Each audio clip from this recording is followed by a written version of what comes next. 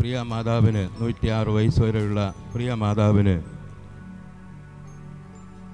നല്ല ഒരു പാട്ടോടെ, ഭക്തിയോടെ, സന്തോഷത്തോടെ ഒരു യാത്രയപ്പ് നടത്തുന്നതിൽ ഞങ്ങൾക്ക് വളരെ സന്തോഷമുണ്ട്. ചെറുപ്പകാലങ്ങളിൽ കഷ്ടവും നഷ്ടവും അനുഭവിച്ച് ഇല്ലായ്മയും പട്ടിണിയും ദാരിദ്ര്യവും അനുഭവിച്ച ചെറിയ കുടുംബത്തിൽപ്പെട്ട ഒരു മാതാവായിരുന്നു. എന്നാൽ അവർ ദൈവത്തെ അറിഞ്ഞു, ആരാധിച്ചു, ദൈവത്തെ സ്നേഹിച്ചു, ദൈവം അവരെ നിലനിർത്തി, ദൈവം അവരെ പരിപാലിച്ചു. 4 മക്കളെയും ദൈവം കൊടുത്ത് ഒരു മകളെയും കുടുംബവും തലമുറയെല്ലാം കണ്ട്, കൊച്ചുമക്കളെല്ലാം കണ്ട് സന്തോഷിക്കുവാൻ ദൈവം സഹായിച്ചു. 3 ആൺമക്കളെയും ദൈവം നൽകി. അവരുടെ മക്കൾ വിദേശത്തേക്ക് പോകുന്നത് കാണുവാനും അതിൻ്റെ നന്മകൾ അനുഭവിക്കാനുള്ള ഭാഗ്യവും ദൈവം അവർക്ക് നൽകി. കുറേ കാലത്തിന് ഇപ്പോഴേലും അവർക്ക് വിശപ്പോ ദാഹമോ ദാരിദ്ര്യമോ ഇല്ലാതെ സുഖമായി ജീവിക്കാൻ ദൈവം ഒരു വഴി തുറന്ന് വിശാലപ്പെടുത്തിയ ദൈവത്തിനായി സ്തോത്രം ചെയ്യുന്നു. ഞങ്ങളുടെ സഭയിൽ ഒരു എല്ലാ കാര്യത്തിനും മുടങ്ങാതെ ആരാധനയും പ്രാർത്ഥനയിലും ഭക്തിയിലും നിലനിന്ന ഒരു മാതാവായതുകൊണ്ട് ഞങ്ങൾക്ക് വളരെ അഭിമാനവും സന്തോഷവുമുണ്ട്. പ്രത്യേകിച്ച്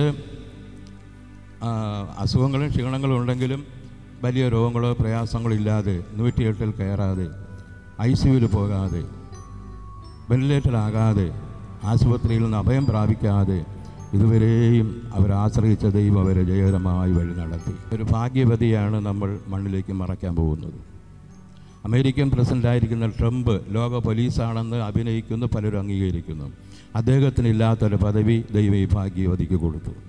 അമേരിക്കൻ പ്രസിഡൻറ്റ്, അതുപോലെ ഇന്ത്യൻ പ്രധാനമന്ത്രിമാർ, സ്റ്റേറ്റിലെ മുഖ്യമന്ത്രിമാർ, അദാനി അംബാനി മുതലാളിമാർ, കോടീശ്വരന്മാർ, സിനിമ മേഖലയിലുള്ള വൻകിട കോടീശ്വരകൾക്ക് ആർക്കും ലഭിക്കാത്തൊരു പദവി ഈ കൊച്ചു നേശമ്മ എന്ന് പറഞ്ഞാൽ ഈ മാതാവിന് കൊടുക്കുവാൻ ദൈവം സഹായിച്ചു.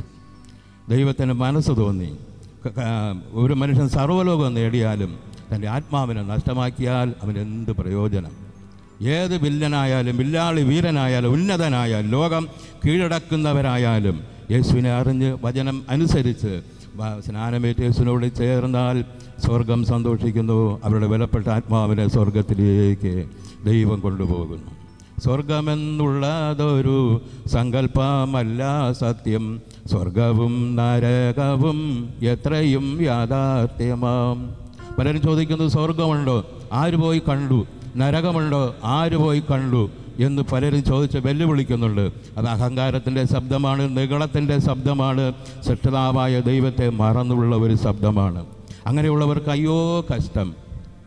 മരണം വരുന്നതിന് മുൻപേ നമ്മുടെ ആത്മാവിനെ ദൈവത്തിലേക്ക് ഏൽപ്പിച്ച് ദൈവകരങ്ങളിലേക്ക് സമർപ്പിച്ച് പ്രാർത്ഥിച്ചാൽ ആ മരണത്തിനപ്പുറം പിന്നെ കഞ്ഞിവിത്ത് നടത്തിയിട്ടോ, നേർച്ച നടത്തിയതുകൊണ്ടോ, വർഷാന്തര പൂജകളും കർമ്മങ്ങളും പ്രാർത്ഥനകളും നടത്തിയിട്ടോ ഒരു പ്രയോജനവുമില്ല. മനുഷ്യൻ ശരീരത്തിലിരിക്കുമ്പോൾ ചെയ്ത പ്രവൃത്തികൾ നല്ലതാകിലും തീയതാകിലും തക്കവണ്ണം ഫലം പ്രാപിക്കേണ്ടതിന് എല്ലാവരും ദൈവത്തിൻ്റെ ന്യായാസനത്തിലെത്തും. പിന്നീട് ഒരു നിലവിളിക്കോ കർമ്മങ്ങൾക്കോ ഒരു സ്ഥാനമില്ല എന്ന് ഈ കാണുന്ന ആകാശം മാറിപ്പോകും, കാണുന്ന ഭൂമി ഒഴിഞ്ഞു പോകും.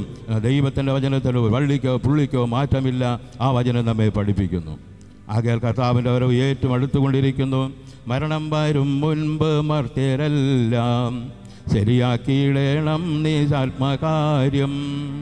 കടപൂട്ടും മുൻപ് വിളക്കിനെണ്ണ ചടുതിയായി വാങ്ങിച്ചു കരുതിടായികൾ. കൊടിയൊരു രാത്രിയിൽ ദീപമെന്നെ ഇരുളോട് ഇരുളിലിരുന്നു പോകും. തനിക്കായി കാത്തിരിക്കുന്ന വിശുദ്ധന്മാരെ ചേർക്കുവാൻ സ്വർഗീയ സൈന്യങ്ങളുമായി കർത്താവിൻ്റെ കാഹളനാദത്തോടും ദൈവത്തിൻ്റെ ശബ്ദത്തോടും കർത്താവ് സ്വർഗ്ഗത്തിൽ ഇറങ്ങി വരുമ്പോൾ മരിച്ചവർ ഉയർത്തെഴുന്നേറ്റ് പോകും. പിന്നീട് പരിശുദ്ധാത്മാവിടെയില്ല, ദൈവവചനമില്ല, പള്ളിയില്ല, പ്രാർത്ഥനയില്ല. അന്ന് സമാധാനമില്ലാതാകും. ആ സമാധാനമില്ലാത്ത സമയത്ത് ഈ സമുദ്രം മുതൽ മറ്റേ സമുദ്രം വരെ മനുഷ്യൻ ഓടും സമാധാനത്തിന് വേണ്ടി. സമാധാനവും ദൈവത്തിൻ്റെ വചനവും ഇല്ല. ഭൂമിയിൽ തീ കത്താൻ പോവുകയാണ്. രക്തപ്പുഴ ഇപ്പോഴും ഒഴുകിക്കൊണ്ടിരിക്കുന്നു. യേശുവിൻ്റെ വചനങ്ങളെല്ലാം നിവൃത്തിയായിക്കൊണ്ടിരിക്കുന്നു.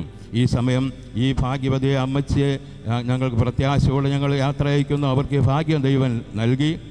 ആ ഭാഗ്യം ഇവിടെ കൂടിയിരിക്കുന്ന ജാതിയോ മതമോ വർഗമോ വർണ്ണമോ ആണോ പെണ്ണോ സ്ത്രീയോ പുരുഷനോ കർത്തനോ വെളുത്തനോ ദൈവത്തിനതൊന്നുമല്ല. നമ്മുടെ ആത്മാവാണ് ദൈവത്തിന് ആവശ്യം. അത് ഒരുങ്ങിയാൽ ദൈവം നമ്മെ സ്വർഗത്തിലേക്ക് കൊണ്ടുപോകും. ആരും നിത്യ നരകത്തിലേക്ക് പോകാൻ ദൈവം അനുവദിക്കരുതേ എന്നുള്ള പ്രത്യാശയോടുകൂടെ ഞങ്ങൾ ഈ വാക്കുകൾ അവസാനിപ്പിക്കുന്നു.